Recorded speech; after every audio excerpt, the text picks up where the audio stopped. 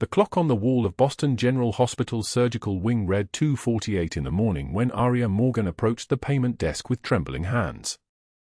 Her fingers, calloused from years of double shifts at Riverside Elder Care, pushed 5 crumpled $20 bills and a handful of ones across the white Formica counter. $127. Everything in her checking account after the ATM withdrawal fee. The surgical coordinator, a woman named Patricia with reading glasses hanging from a silver chain, stared at her computer screen without blinking.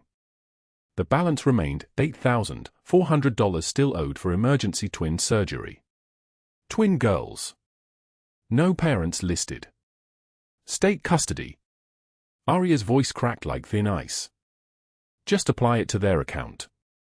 Please. Whatever you can do with this. Patricia looked up, her expression caught between sympathy and exhaustion. Whose account, honey? We need a name. A responsible party. I don't know their names, Aria whispered. Room for E. The 2 little girls. Please just apply it. Behind the glass partition that separated the payment desk from the family waiting area, Luca Caruso stood motionless. 6 foot 2 inches of controlled violence in a blood-spattered white dress shirt, the sleeves rolled to his elbows, cufflinks of hammered silver catching the fluorescent lights. His dark eyes, the color of a winter storm, remained fixed on the woman at the desk. Sergio and Sal flanked him like stone sentinels, both men equally soaked in blood from an earlier confrontation on the docks, a confrontation Luca had not yet explained. Sergio leaned close, his voice barely audible. Boss, who is that woman? Luca did not answer. His right hand gripped the back of a plastic waiting room chair so hard the metal frame bent inward with a sound like a scream. The chair cracked. Splintered. His knuckles had gone white. The surgical coordinator's fingers moved across the keyboard. The system pulled up patient information. Emma Rossi, age 7. Sophia Rossi, age 7. Emergency custody status. State assigned wards. Surgery approved 3 hours ago. Full payment received from Caruso Family Foundation, a subsidiary of a shell corporation registered in Delaware, untraceable by design. Aria did not know this. She thought she had just given her last dollar to save 2 strangers from dying on an operating table. Patricia's voice softened. Sweetheart, the surgery is already paid for. Full amount. You don't need. But Aria was already backing away from the desk, her shoulders caving inward like a building collapsing on itself. She wore a coat the color of ash, the fabric so thin you could see light through it in places. Her jeans had been mended at the knee with thread that did not quite match. Her shoes, once black, had faded to the color of old bruises. Every visible part of her screamed exhaustion. Sleepless nights stretched across her face like scars. She had not slept more than 4 hours in any given night for 2 years. Behind the glass, Sal turned to his boss. His breathing came shallow. In 15 years working for you, boss. 15 years. I have never seen anyone. He did not finish because he did not have words for what he had witnessed. A woman with nothing giving everything. A woman who did not belong to them, who owed them no debt, who would receive no favor in return, making a payment to save children whose names she did not know. Luca's jaw tightened. A vein rose along his temple, thick and blue beneath the skin. When he finally moved, it was with the careful precision of a predator. His steps across the linoleum floor made no sound. His men did not follow him.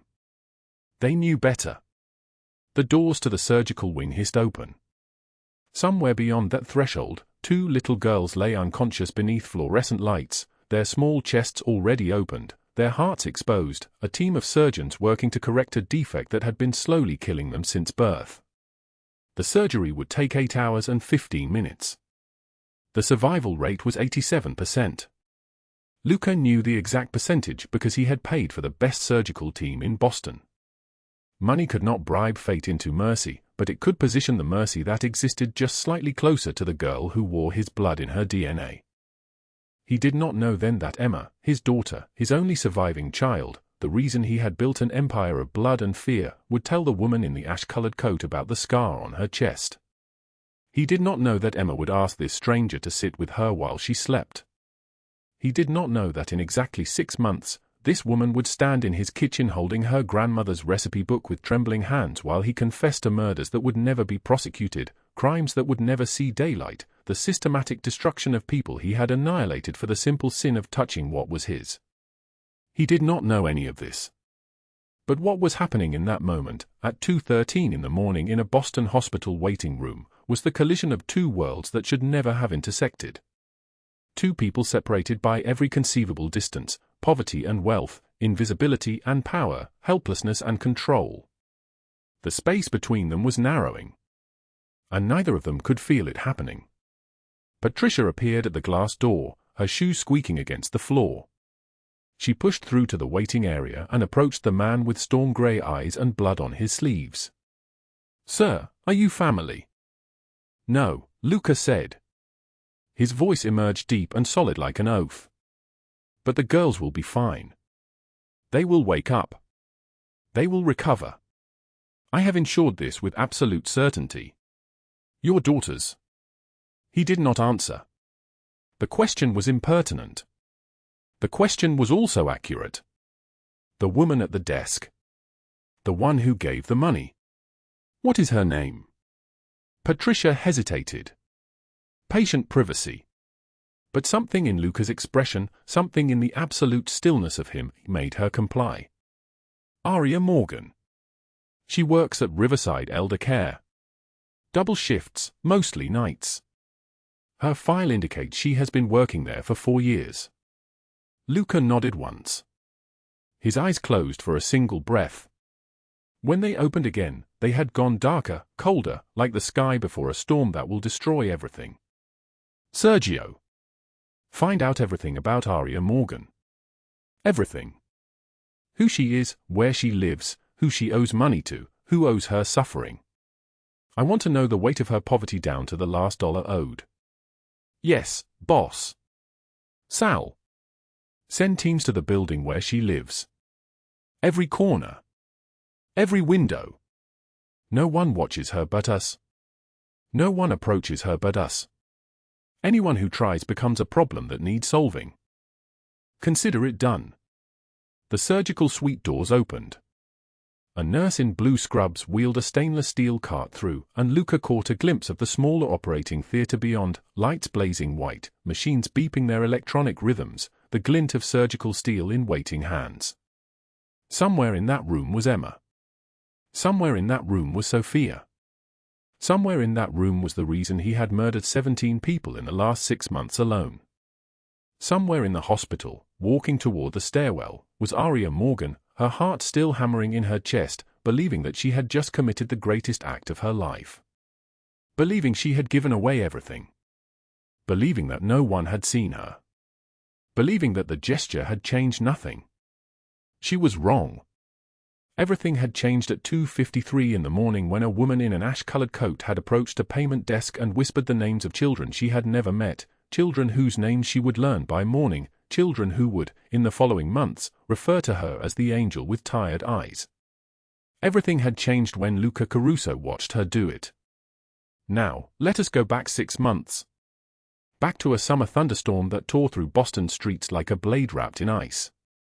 Back to the night when everything that led to this hospital waiting room began, when a little girl named Emma ran through the rain, and a man who had forgotten how to feel anything at all watched her from across a dark street and made a decision that would rewrite both of their lives.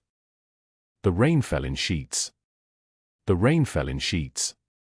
Not gentle rain. Not the kind that nourishes gardens and fills wells with quiet promise. This was the rain of late June in Boston, the kind that came without warning, that turned the muggy summer heat into something violent and cold, that made the streets shine like black mirrors under the streetlights. Lightning cracked across the harbor in jagged lines, and the thunder that followed shook the windows of the sleeping city. At 3 in the morning, the streets of the North End were empty except for one small figure running barefoot through the downpour. Emma Caruso was 7 years old. She wore a pink nightgown soaked through to her skin, her dark hair plastered to her face in wet ropes, her small feet slapping against the pavement with no rhythm, no direction, only terror. She had been running for 47 minutes. She did not know how long 47 minutes was in the way that adults understand time. She only knew that it felt like forever and not nearly long enough. She only knew that her father's voice, her father's actual voice, not the angry voice, the sad voice, had said she could not come home, that something was very wrong, that she needed to hide. So Emma Caruso, age 7, ran through the rain like a hunted thing. 3 blocks away, in a black Mercedes with tinted windows, Luca Caruso sat perfectly still. He was 6'3". His dark hair had begun to silver at the temples, fine threads of grey catching the occasional flash of lightning. There was a scar that ran from the inner corner of his left eye to his cheekbone, thin and pale against his olive skin, a souvenir from a man he had killed 17 years ago. He wore a custom suit that cost more than most people's monthly rent, tailored to fit the broad shoulders that came from a lifetime of carrying the weight of an empire. His hands rested on his thighs, palms down, steady, the kind of hands that had held newborns and ordered executions and knew no difference between the two except in the weight of consequence. Sergio sat in the driver's seat, hands gripping the steering wheel hard enough to turn his knuckles white. Sal occupied the back seat, already on his phone, already searching, already tracking the nanny's location, the household staff, the guards who had somehow let a 7-year-old slip past them like water through open fingers. Where? Luca's voice was deep and solid like an oath. Christopher Columbus Park, Sal said, his words clipped. Nanny says she had a nightmare. Woke up screaming. When she went to get her from the bathroom, she was gone. Window was open. 20 feet to the fire escape. Luca closed his eyes. Just for a moment. Just long enough to breathe. How long? 47 minutes. We're searching a 3-block radius. Cameras on the waterfront didn't catch her. Rain's destroying the visibility. The lightning flashed again, and in that moment of brightness, Luca opened his eyes and saw her. A small figure on a bench in the park, soaked and shaking, her small frame folded in on itself like a creature made of breaking bones. There, he said. Sergio's foot moved toward the accelerator, but Luca raised his hand. One gesture. One word, wait. A woman was approaching the bench. She wore wet blue scrubs that clung to her thin frame, her dark hair tied in a ponytail, her cardigan hanging from her shoulders like something she'd forgotten she was wearing. Even from 50 yards away, even through the rain and the darkness, Luca could see the exhaustion that lived in her body. It lived in the way she held her spine, curved forward as if the weight of something invisible pressed down on her from above. It lived in the slow way she moved, economical, careful, as though sudden movements might cause something inside her to break. She saw Emma. She did not hesitate. Luca watched as this stranger, this woman whose name he did not know, whose history he could not read, whose threat level registered as precisely 0, dropped her bag on the wet pavement and ran toward his daughter.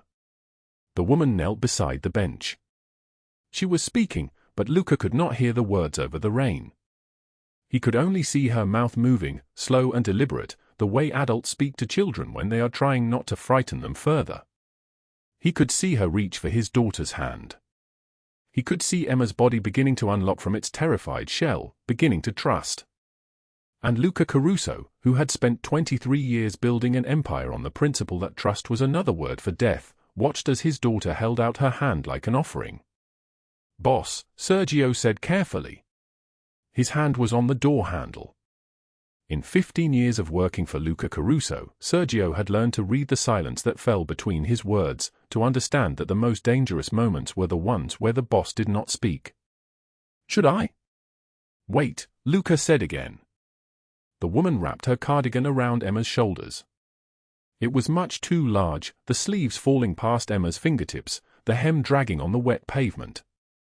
The woman pulled the fabric tighter, speaking close to Emma's ear now, her voice carrying the kind of tenderness that Luca had heard from his daughter's nanny, her teachers, but never, not once in his 23 years, had he heard this particular quality in it.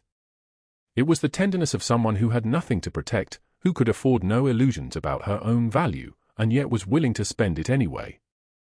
The woman stood. She kept one hand on Emma's back. With the other, she pointed toward the street. "Let's get you warm, sweetheart," Luca heard her say. Just those words. Just that and nothing else, as though there were nothing in the world more important than a child's temperature. "There's a diner 2 blocks this way. They have hot chocolate. Is that okay?" Emma nodded. The woman took her hand, and they walked together into the rain. Luca watched until they disappeared around the corner. Then he leaned forward and pressed a single button on the console. "Find the nanny. 3 questions only. Where is Emma? Who saw her leave? And where is my son?" "Understood," a voice crackled through the speaker. "Boss?" "Yes. The surgeries are scheduled for tomorrow at 6 in the morning. Sophia's team is assembled. But there's a complication with the payment. Margaret Harrington's people called. They want the full amount transferred by midnight or she moves forward with the eviction. The Morgan woman. She's giving the notice tomorrow morning. 2 weeks to vacate." Luca was quiet for a long moment. "Then, follow the woman who just took my daughter to the diner. Get her name. Get her address. Get her entire history. I want to know what she eats for breakfast." Sergio exchanged a look with Sal that neither would ever fully explain to anyone else. "Consider it done," Sal said. The drive to Murphy's 24-hour took 4 minutes. Luca went through the back entrance, through the kitchen where the owner owed him enough favors to sink his restaurant in blood debt, and took a booth in the corner where he could see everything. The black and white checkered floor gleamed under fluorescent lights. The neon open sign flickered in the window. A single trucker sat 3 booths over, his attention buried in eggs and bacon grease. The woman and Emma entered through the front, rain streaming from their clothes, their hair, the small child's skin turning blue at the edges from the cold. The woman did not hesitate. She guided Emma to a booth, wrapping the oversized cardigan tighter, moving with the efficient grace of someone who had done this before. Who had comforted a child through small traumas and large ones both. Dolores came over, the waitress who had worked at Murphy since the dinosaurs walked the earth and who knew better than to ask questions about who sat in corner booths. She took the woman's order with her pencil poised above a notepad. The woman reached into her pocket. Luca watched as she removed a handful of crumpled bills. She counted them on the table, using her index finger like an abacus, tallying the total with her lips moving silently. $5. $5 lay on the black and white checkered floor of a diner at 3 in the morning. $5 and a woman who was deciding whether to spend all of it on hot chocolate for a child she had never met. She did. Of course she did. Dolores brought 2 mugs. Hot chocolate, steaming, topped with marshmallows that cost money this woman did not have. Emma wrapped her small hands around the mug like it was a prayer answered. The woman sat across from her, her own hands folded on the table, and Luca saw her check her phone. 3 missed calls. Meadowbrook Elderly Care Home.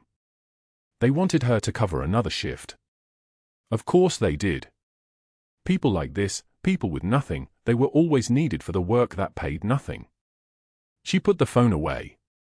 She looked at Emma, and in that moment, Luca saw something in her face that he recognized. He had seen it in the mirror, years ago, when he was 7 years old and bleeding on his father's floor. It was the particular loneliness of someone who had decided, in the space of a single heartbeat, that another person's safety was worth more than her own survival. Emma began to speak, her words coming slowly, separated by sips of hot chocolate. "My daddy's gonna be so mad," she said. The woman leaned forward. Her eyes, which were a shade of green that reminded Luca of spring rain, did not waver. "At you?" she asked. "No, baby. Never at you. Your daddy's going to be so happy you're safe. Your daddy is going to hold you and never let you go." Luca stood. The sound of his movement caused Sergio and Sal to tense, hands moving toward their shoulders in the old reflex, but Luca did not acknowledge them. He walked across the checkered floor with the weight of a man who had never had to rush, because rushing implied the possibility of failure. He had not failed in 23 years. He knelt beside the booth, putting himself at eye level with Emma. "Hey, baby girl," he said, his voice soft in a way that no one outside of this booth had heard since she was born. "You okay?" Emma's face crumpled into relief. "Daddy," she said. "I was scared." "I know." Luca reached up and smoothed her wet hair back from her forehead. "But you're safe now. And you were so brave." He stood then, and he looked at the woman who had spent her last $5. The woman who had made a choice that no one asked her to make, that gave her nothing, that cost her everything. She was standing too, her body tense, confused, terrified in the way that people became terrified when they stood in the presence of something they did not understand. "You brought her somewhere safe," Luca said. His voice carried the weight of a promise. "Thank you." The woman named Aria Morgan, though he did not know that yet, she stumbled over her words like they were things she did not speak often. I couldn't leave her, it's 3 in the morning and she's so small." Luca nodded. He took Emma's hand. Sergio had already moved, was already laying $500 bills on the table, the paper fanning out like a desperate flower. "For your trouble," Sergio said. Aria stared at the money as though it might transform into something that would bite her. "I don't want money," she said. Her voice trembled like a candle in the wind. "I just wanted her safe." Luca studied her for a long moment.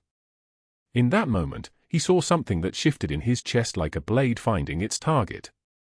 He saw his mother, not as she was but as she might have been if she had been allowed to want things. He saw the child he had been, looking up at an adult and hoping to be seen. Then he nodded, took Emma's hand, and walked toward the door. But what Aria Morgan did not know, as she watched them disappear into the rain-soaked night, was that the man she had just helped was named Luca Caruso. She did not know that his name was a word spoken in whispers by people who feared him. She did not know that he had just watched her spend her last $5, the $5 that would keep her alive until Friday's paycheck in 2 days. She did not know that when Luca Caruso arrived home, to the penthouse that overlooked all of Boston like a promise or a threat, he went directly to his study. He locked the door behind him. He opened the drawer beneath the mahogany desk, the drawer that had been locked for 15 years, and he removed a single photograph. The boy in that photograph was 7 years old. His face was a constellation of bruises. His right eye was swollen shut. There was blood dried at the corner of his mouth. His father's fists had done that, and his mother's silence had allowed it, and the world had never noticed, because the world did not notice the pain of boys who had nothing. Luca stared at that photograph for a very long time. Then he picked up his phone and called Sergio. "The woman," he said. "Aria Morgan. Find out everything. Her debt. Her situation. All of it. Boss, what do you want us to do?" Luca looked at the photograph in his hand. He thought of Emma running through the rain. He thought of Aria's last $5. He thought of the way she had looked at a stranger's daughter and seen a human being worth saving. "Everything," he said. "I want to know everything about her life. And then I want to change it."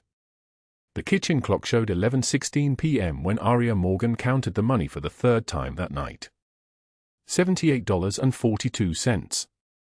She arranged the bills in careful stacks on her grandmother's table, 5 20s, 3 1s, 8 quarters, 2 dimes, 2 nickels, 2 pennies, as if a different arrangement might somehow change the sum. It didn't. The foreclosure notice sat beside the coins like a guillotine waiting to fall. Margaret Harrington Property Management. $22,000 due in 14 days or eviction. 14 days that suddenly felt like 14 minutes.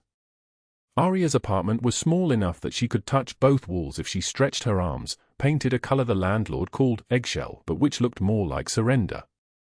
Her grandmother's recipe book lay open to a page stained with decades of cooking, the margins filled with shaky handwriting, notes about which adjustments made the bread rise higher, which spices made the sauce sing.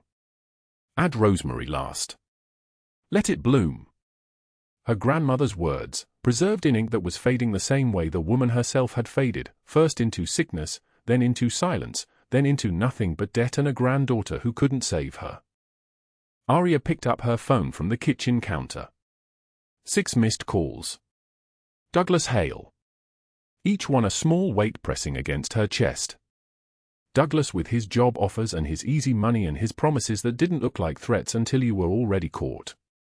She deleted the notifications without listening to the voicemails. Her thumbs hovered over his contact. It would take 30 seconds to call him back. 30 seconds and she wouldn't need to count coins anymore. 30 seconds and she'd lose herself so completely that losing the apartment wouldn't matter because there wouldn't be anything left of Aria Morgan to lose. She set the phone down and returned to the money, counting again. $78.42. In 4 days, the rent check to Meadowbrook Care Home wouldn't clear because there was nothing in the account to clear. In 5 days, the final notice would arrive with Margaret Harrington's signature, probably stamped by an assistant, probably never read by actual eyes, just a formality before the machinery of eviction began. In 6 days, there would be nothing left.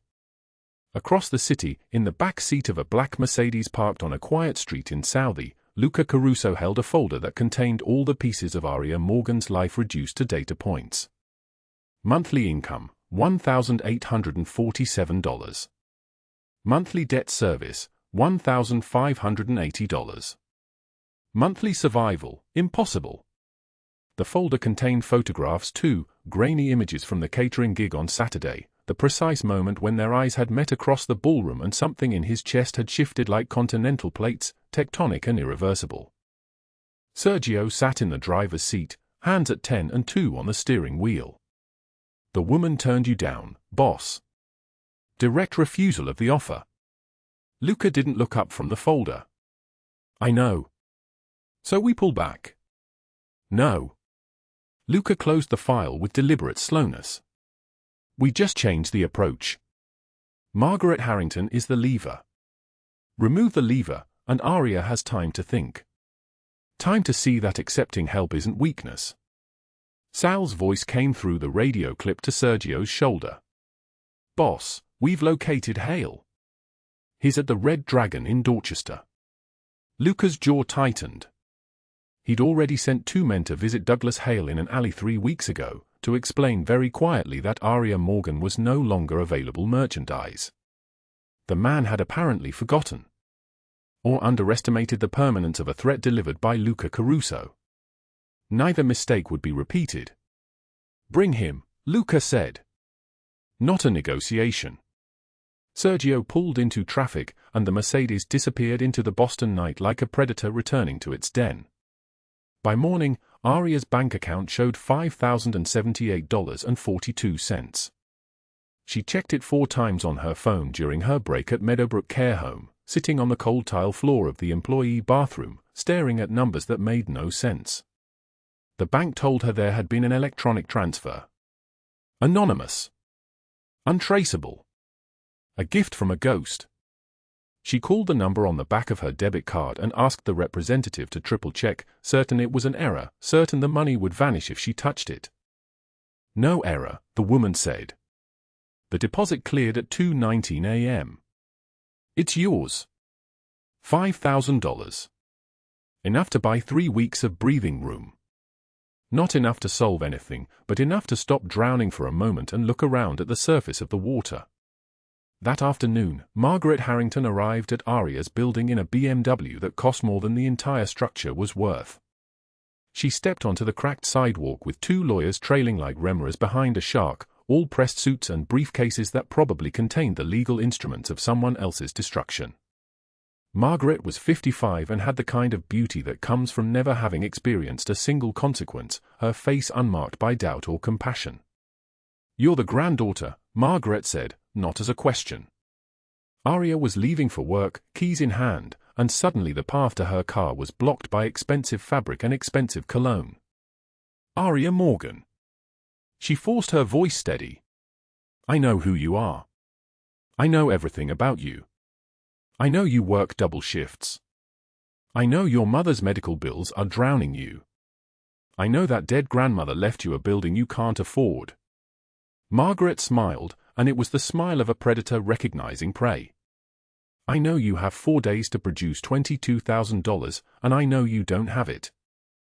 The folder arrived via courier that evening. Final notice. The language was ceremonial, precise, leaving no room for negotiation or mercy. Margaret Harrington wanted proof of payment by Friday at noon, or the sheriff would padlock the doors Saturday morning. The other tenants' problems became Aria's problems, a feudal system where debt was inherited like sin.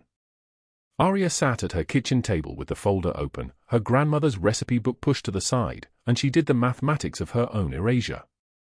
8 years of saving could replace what she was about to lose. 8 years of discipline and deprivation and the slow accumulation of safety. Gone. The thought didn't hurt because she was too tired to feel it. She picked up her phone and looked at Douglas Hale's contact one more time. His number was still there. Waiting. The knock at her door came at 9:17 p.m. She wasn't expecting anyone. Through the peephole, she saw Luca Caruso standing alone in the hallway, actually alone, no security detail visible, which meant the security was somewhere she couldn't see. He was holding a paper bag that smelled like Murphy's Diner and Salvation. "How did you get my address?" she asked when she opened the door, but she was already stepping aside, already inviting him into her small, terrified space. "Can I come in?" he asked, and there was something in how he framed it as a question, as if her answer mattered, as if she had power here, that made her chest tighten. The kitchen was barely big enough for 2 people. Luca set the bag on the counter with care, as if it contained something fragile.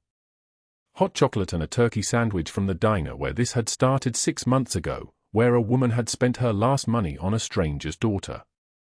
"You haven't eaten today," Luca said. It wasn't a question either. "Why are you here?"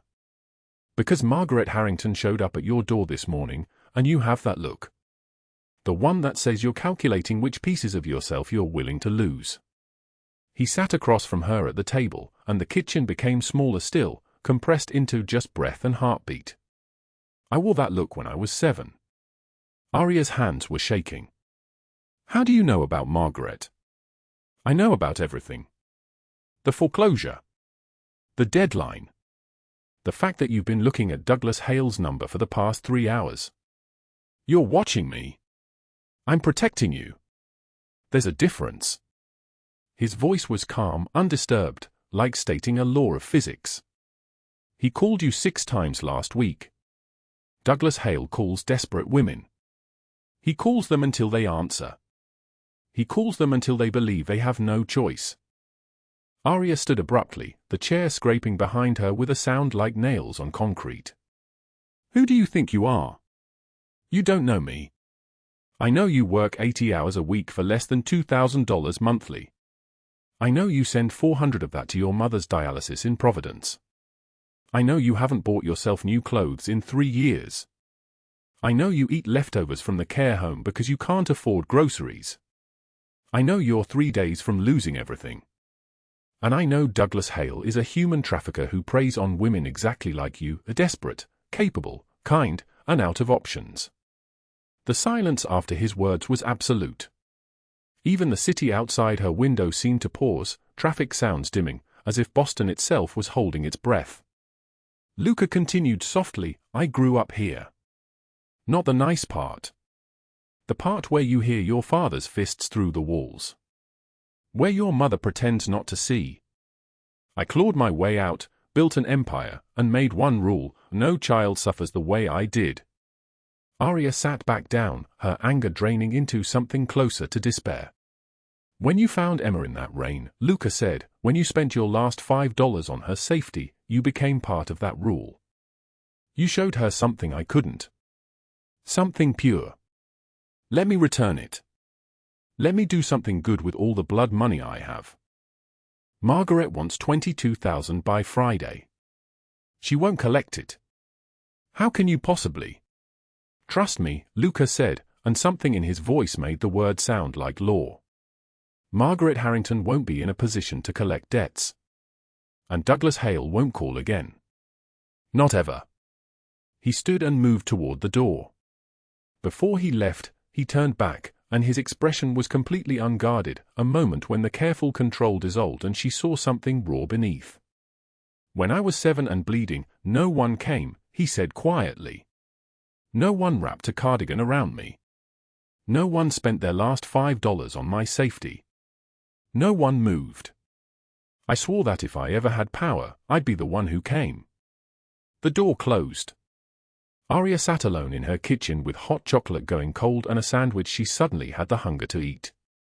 Outside, she heard the sound of car engines starting, multiple vehicles accelerating into the Boston night with purpose and direction. By morning, Margaret Harrington's penthouse would be surrounded by federal agents. By noon, every news outlet would carry a story about financial crime spanning decades, fraud, racketeering, shell companies used to launder money from places the authorities wouldn't name.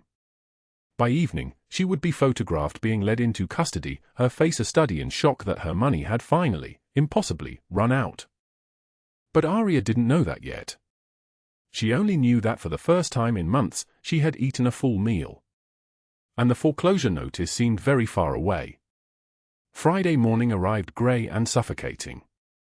Aria stood outside Meadowbrook Elderly Care at 5 in the morning, her shift starting in 30 minutes, staring at her phone with the kind of dread that makes your hands shake. The screen glowed with her bank balance, $143.67. 27 hours remained until the foreclosure deadline. 27 hours until Margaret Harrington owned her grandmother's building and everything inside it. The sky threatened rain. The air hung cold and damp, the kind of November cold that seeps into your bones and tells you there is no warmth left anywhere in the world. Aria Scrubs had a hole in the knee she had sewn shut herself with thread the color of her desperation. She scrolled to a blocked number saved under Do Not Call. Douglas Hale. Her thumb hovered over the unblock button like it was a loaded gun. Just one call.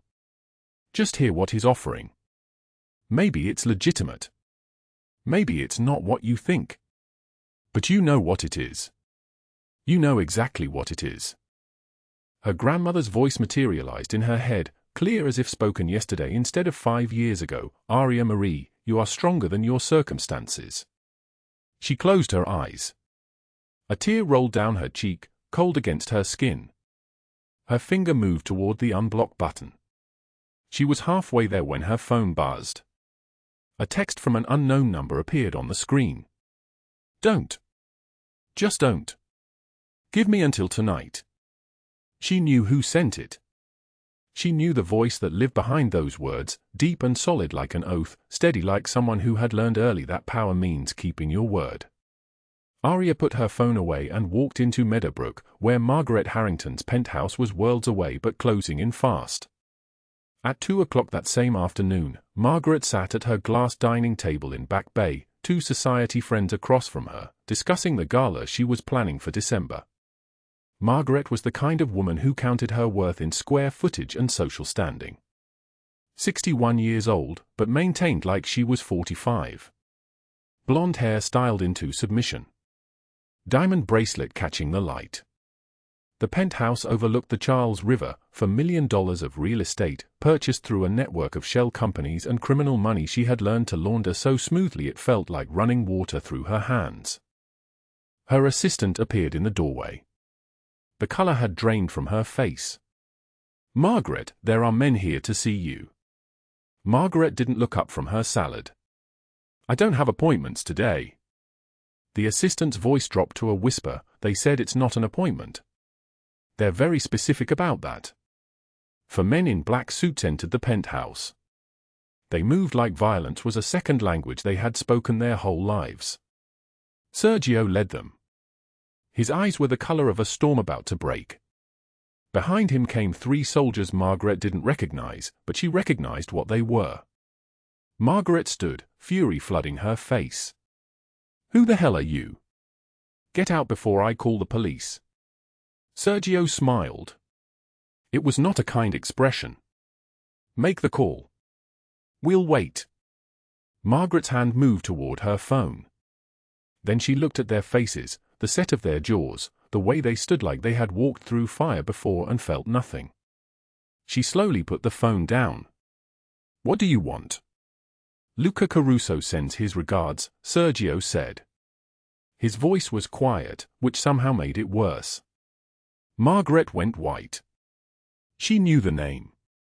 Everyone in Boston knew the name. I don't have business with Luca Caruso. You do now. You hold a foreclosure on a building in South Boston. You're going to release it.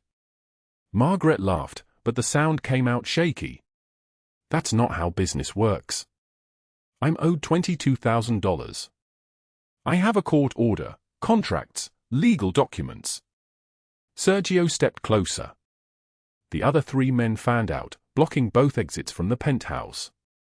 One of them opened the doors to Margaret's private study.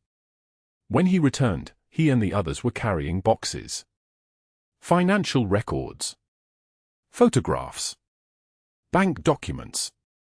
They spread them across her dining table like playing cards from a game she was losing. Margaret stumbled backward. Where did you get those? Sergio, Mr. Caruso is very thorough. See these photographs? Margaret picked one up with trembling fingers. Her face, 2 years ago, in a hotel room. A man across from her, handing over an envelope. Cash. Under the table. Her stomach twisted. Sergio continued, those go to the FBI unless you cooperate. These bank records showing your offshore accounts in the Caymans? Also the FBI. The property empire built on laundered drug money? You're beginning to understand. Margaret, what do you want? Sergio slid a phone across the table. On the screen, a video played. Margaret, 18 months ago, in a hotel conference room, discussing how to hide assets from federal auditors. Margaret's face drained of all color. I already told you. The building. The debt. Forgiven. Gone. And you leave Boston within 72 hours. Margaret's knees buckled. She sat down hard in a chair that cost more than Aria Morgan made in a year. This is over a building? Over some nobody caretaker? Sergio leaned close enough that Margaret could feel the cold radiating from him. That nobody caretaker is worth more than you'll ever be. Now sign. Margaret signed. Her hand shook so badly her signature was barely legible. Sergio took the papers and nodded to the other men. Within minutes, they were gone. The penthouse door closed. Margaret sat alone among evidence of her crimes, surrounded by decades of stolen money and purchased immunity, and started to scream. But what she didn't know was that Sergio was already on the phone before he reached the elevator. Boss, it's done. Not yet, Luca's voice came back, steady and cold as winter. The Antonellis are waiting. Give them her address. That night at 11 o'clock, Margaret was packing a suitcase when her penthouse door crashed open. 6 men in leather jackets stormed through like a wave of violence. Their leader, a brutal enforcer named Nico with scars running in every direction like a map of hell, grabbed Margaret by her hair. Luca Caruso says you're ours now, Nico said. Margaret screamed. She was dragged from her penthouse in her nightgown, screaming for help that never came, thrown into a black van. The last image anyone had of Margaret Harrington was her face pressed against the van window, mouth open in a silent scream, as the vehicle disappeared into Boston's darkness. She was never seen again. 3 weeks later, the FBI would find evidence of her crimes. 3 months later, she would be found in a federal detention facility, her identity changed, her face unrecognizable from the society photographs, serving a sentence for crimes that would stretch across decades. Death would have been mercy. Death would have been too quick. Meanwhile, at 10 o'clock that same night, Douglas Hale was leaving his apartment in Dorchester when a black SUV pulled up beside him. The passenger door opened. Luca Caruso stepped out, alone this time, wearing a charcoal coat that cost more than Douglas made in a year. Douglas's blood turned to ice. I told you what would happen if you contacted Aria Morgan again. Douglas's hands went up. I didn't. I swear, I haven't called her, I haven't. You sent flowers yesterday. To Meadowbrook. Douglas went white. I was just. Luca's voice didn't raise in volume, which somehow made it more terrifying. You were circling. Waiting for her to break. Waiting to transform her into merchandise. Waiting to sell her the way you've sold 23 other women. No, man, I swear, I'm out of that business, I'm clean. You're not clean. You're a predator. And I have a very specific policy about men who prey on desperate women. Luca snapped his fingers. Another van pulled up. 4 men emerged. Douglas tried to run. He made it 3 steps before they caught him. His screaming started immediately, wordless and animal. The Moetti family has been looking for someone to blame for their shipment that went missing last month. I'm giving them you, Luca said, his voice never wavering. They're very creative with what they do to people. Very thorough. Douglas was thrown into the van. The doors closed on his screams. The vehicle accelerated into the night. Luca watched it disappear, then turned to Sal, who emerged from the shadows. Boss, the Morettis. I know what they're going to do, Luca said quietly. He deserves it. Every one of those women deserves to know he can't hurt anyone again. Saturday morning at 9 o'clock, Aria was packing her apartment. Boxes everywhere. Clothes folded with the care of someone who was about to lose everything. Her hands shook as she worked. Tears ran down her face silently, the way tears run when you've already given up hope. Her grandmother's recipe book sat on the counter, its pages yellowed and fragile, margins filled with her grandmother's handwriting. Notes about which herbs heal which wounds. Which foods feed the spirit when the body is starving. There was a knock at her door. A courier stood in the hallway, holding an envelope. His expression was carefully neutral, the way couriers learn to hold their faces when they're delivering something life-changing. Aria Morgan? Yes. She signed for it. The courier left. Her hand shook as she opened the envelope. Inside was a deed. Her grandmother's building. The entire property. Stamped across the front in official letters, paid in full. Attached was a note written in handwriting she didn't recognize. Your grandmother's legacy is safe. You're safe. No one will come for you. No one will ever come for you again. Aria sank to the floor, the deed clutched in her hands, and sobbed. Relief flooded through her like a breaking dam. Confusion followed it. Something else she couldn't name. Something that felt like being held by hands she couldn't see. Something that felt like being chosen. The foreclosure notice was gone. The debt was erased. 27 hours that were supposed to contain her destruction instead contained her salvation. And somewhere in the Boston night, a man sat in silence, holding a small recipe book that didn't belong to him, reading notes written in a stranger's hand, and understanding for the first time in his life what it meant to be saved by someone else's kindness. Some debts are paid in currency. Some are paid in blood. And some, the most important ones, are paid in grace. The waiting room fell silent. Not the comfortable silence of a waiting room where people sit in separate corners with their phones. The kind of silence that happens when the world shifts on its axis and nobody knows how to breathe through it. Aria Morgan stood at the payment desk, her hand shaking as she slid a crumpled stack of bills across the counter. $127. Every penny she had left in the world. The surgical coordinator, a woman named Patricia with kind eyes and tired shoulders, looked at the bills, then at the amount on the screen. $200,000 for 2 children's surgeries. Emma Caruso and Sophia Chen. Both 7 years old. Both needing reconstructive surgery for injuries no child should carry. Aria had seen their names on the board in the hallway, the emergency posting where families desperate enough to try anything left details, hoping someone would see, someone would care, someone would have mercy. She'd seen the amount owed.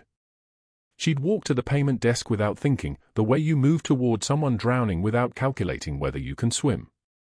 The surgical coordinator's fingers hovered over the keyboard. This won't cover. I know. Aria's voice came out like gravel. But it's something. It's what I have. A shadow fell across the desk. Tall. Wide-shouldered. The kind of shadow that makes the air in a room change temperature. A man stepped forward, 6'2", dark hair with silver threading at the temples, wearing a charcoal sweater that probably cost more than Aria's monthly rent. His eyes were storm grey, penetrating, the kind of eyes that had seen things the world wasn't supposed to see. A thin scar ran from his right eye to his cheekbone like someone had tried to carve the answer to an impossible question into his face. Luca Caruso. She knew who he was. Everyone in Boston knew who he was. The kind of known that came with lowered voices and averted eyes and prayers that he was never looking at you. Behind him stood Sergio and Sal, both in dark suits, both with the bearing of men who'd learned to stand still and watch everything. Luca looked at Aria, then at the bills on the counter, then at the screen showing the surgery balance. When he spoke, his voice was deep and solid like an oath. "You just paid for my daughter's surgery." Aria turned. Their eyes met. Hers widened, recognition blooming like a wound opening. That face. She'd seen it once before, in her kitchen at 3 in the morning, holding her grandmother's recipe book with trembling hands. "I didn't know," Aria's words tangled. "I just saw the names on the board. The amount owed. I thought. You thought 2 strangers needed help." Luca stepped closer. The other families in the waiting room shifted in their seats, uncomfortable with his proximity, the way the air seemed to bend around him. "So you gave everything you had. It's what you would have done." Aria's voice didn't shake. That surprised them both. Luca's expression shifted, something cold and dangerous melting into something she had no name for. "No. It's what you taught me to do." He took her hand. His fingers closed around hers, careful, controlled, the way you'd hold something precious and fragile and irreplaceable. In front of Sergio and Sal, in front of 3 nurses and 2 families and Patricia behind the desk, Luca Caruso said, "A year ago, you spent $5 you didn't have on hot chocolate for a terrified child. Tonight, you spent your last dollar on children you've never met. You've spent your whole life giving pieces of yourself to people who needed them. Let me give something back." Aria's breath caught. "Luca, you already? Marry me." The waiting room gasped. Someone's coffee cup clattered somewhere distant. A nurse dropped her clipboard. Aria's mouth fell open.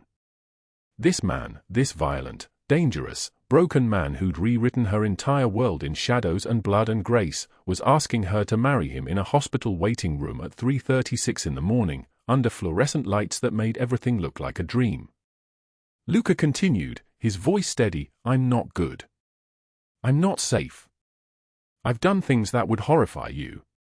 But you make me want to be better. You make me believe that protection and kindness can exist in the same breath. You've shown me that strength isn't just violence, it's spending your last dollar when you have nothing. Marry me. Let me spend the rest of my life making sure you never have to choose between yourself and helping someone else." Aria, tears streaming down her face, "You're proposing in a hospital waiting room at 3 a.m. Luca's mouth curved. "You saved my daughter in a thunderstorm at 3 a.m. Seems fitting." She laughed, a sound like breaking glass, like music, like hope finally allowed to breathe. She looked at this man, really looked at him. The scar on his face. The trembling in his hands. The gentleness in his eyes that had cost him everything to find. "Aria, yes." He kissed her. The waiting room erupted. Sergio whispered something to Sal that sounded like "Did the boss just," but it dissolved into the cheers of strangers witnessing a miracle in the fluorescent-lit ordinary. Patricia, the surgical coordinator, quietly processed a refund of Aria's $127 back to her account. Some debts couldn't be measured in money. Time collapsed and expanded the way it does in moments that change everything. 1 year later. Murphy's Diner on a Saturday in late fall. The same diner where Aria had sipped coffee and tested recipes from her grandmother's book. The same diner where Luca had sat across from her and told her why his hands trembled when he touched the pages filled with another woman's marginal notes. The diner was transformed. Lights strung between the booths. Fresh flowers on every table, white roses and dark green leaves. The counter where Dolores served coffee for 30 years had been cleared of its usual clutter and arranged with a wedding cake Aria had decorated herself, using her grandmother's frosting recipe. Emma Caruso, 7 years old and no longer frightened, wore a flower girl dress the color of morning light. She'd insisted on carrying the rings in a small wooden box she'd decorated herself with painted flowers and careful child's penmanship. Aria stood in the back office of the diner, looking at herself in a mirror someone had hung on the wall. She wore her grandmother's wedding dress, the one that had been packed away in acid-free tissue for 30 years. It fit like it had been waiting for her. Her grandmother's recipe book was tucked under her arm like a bouquet, though she also held flowers, white and deep crimson, colors that meant love and protection and the fierce determination to survive. The door opened. Luca appeared, dressed in a tailored suit the color of midnight, a white shirt open at the collar, a man who'd learned that vulnerability didn't diminish power, it expanded it. His eyes moved across her face and something broke open in his chest. "You're stunning," he said, his voice rough. "You're not supposed to see me yet." But she didn't hide. "I know." He reached for her hand. "But I needed to tell you. Before witnesses. Before the moment gets bigger than this. I needed you to know that I see you. All of you. The woman who spent her last $5. The woman who's rebuilding an entire building to house people the world forgot. The woman who's teaching Emma to read stories instead of just survive them. I see you, Aria Morgan. And I choose you. Every day. I'll choose you." Aria, tears threatening to ruin her makeup, "Stop. You're going to make me cry and I just got my face ready." He smiled. That rare, genuine smile that made Sergio and Sal believe in second chances. After the rain, the sky clears. Let the tears come. The ceremony happened in the diner. Dolores cried through the whole thing, her apron still on, flour dusting her cardigan. Sergio and Sal stood as groomsmen, uncomfortable in their tailored suits, their massive frames squeezed into fabric that had probably required a special order. Marco stood in the corner, watching with the expression of a man whose entire worldview had been reorganized. When the officiant asked for the rings, Emma stepped forward with careful, important steps. The rings were simple gold, engraved on the inside. After the storm, the sky clears. Luca spoke his vows, his voice steady but his hands trembling like they had that night in Aria's kitchen. "You taught me that moving, that choosing to act when someone needs help, is the bravest thing in the world. You've taught me that protection is love, that gentleness is strength, that my scars don't define what I can become. Thank you for moving toward me even when everything in you must have screamed to run. I will spend every day making sure you never regret it." Aria spoke hers, her voice like a prayer. "You taught me that being protected isn't weakness. It's love. You taught me that power without cruelty is possible, that a dangerous man can have the gentlest hands. You've taught me that sometimes salvation comes in the form of hot chocolate at 3 in the morning. I choose you. Every day. I'll choose you." They kissed. The diner erupted. 6 months later. Aria and Luca's apartment on a quiet Sunday morning. Sunlight streamed through windows that overlooked the city where everything had changed and nothing looked different. Emma sat at the kitchen table, her tongue poking out in concentration as she drew with colored pencils, flowers and houses and stick figures holding hands. Luca moved through the kitchen with surprising grace for a man of his size, preparing hot chocolate the way Dolores taught him. Aria tested a new recipe from her grandmother's book, making notes in the margins like her grandmother had, like her grandmother's grandmother probably had, creating a lineage of women's voices in the white space around printed instructions. Emma looked up from her drawing. "Daddy, is this what normal families do?" Luca paused mid-stir. Sergio and Sal had never heard him speak about normal families. They'd never heard him speak about families at all. He looked at Aria. She smiled, a real smile, the kind earned through storms. "Luca, yeah, baby girl. This is what normal families do. Emma returned to her drawing, satisfied. She drew another figure, smaller, with long hair, holding hands with the bigger figures. She wrote in careful letters, MOM. The word hung in the air like a confession, like grace, like proof that broken things could be mended. If this story moved you, share it with someone who needs to hear it. Drop a comment telling us what you do with your last $5. And subscribe, because tomorrow, we have another story about the extraordinary power of ordinary kindness in a world that's forgotten how to protect the vulnerable. Hit the notification bell. You won't want to miss it. After the rain, the sky clears. And sometimes miracles come from the most unexpected places. We wish you all good health, joyful lives, and days filled with peace and happiness. Thank you for staying with us until the very end. Goodbye, and we will see you again in the next video.